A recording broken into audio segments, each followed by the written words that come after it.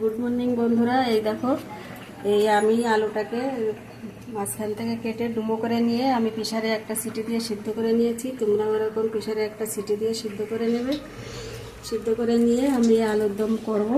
কড়াইতে তেল দিয়ে দিয়েছি, আর এদিকে আমি বেটে রেখেছি আদা, আর এটা হচ্ছে জিরে, আর এটা হচ্ছে কাঁচা লঙ্কা বাটা, আর এটা হচ্ছে তোমার একটু বাদাম বাটা। তেল গরম হয়ে গেছে আমার, এবার কটা জিরে দিয়ে দিয়েছি।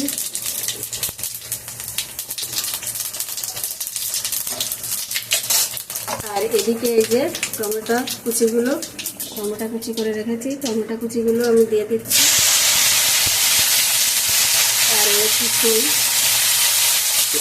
ওইটাও দিয়ে দিয়েছি।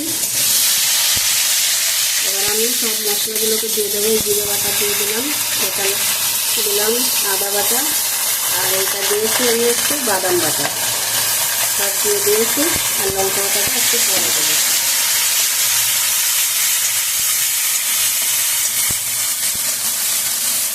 বাটাটাও দিয়ে দিয়েছি।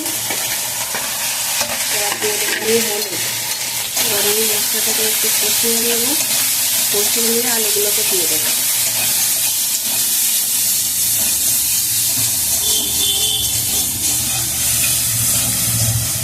আর এই আলুটা আমি দিয়ে দিচ্ছি, আলুটা দিয়ে দিয়েছি।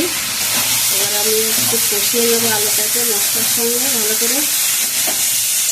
এবার আমি জল দিয়ে দিচ্ছি। আমার কষানো হয়ে গেছে, অল্প জল দেবো, বেশি জল দেবো না।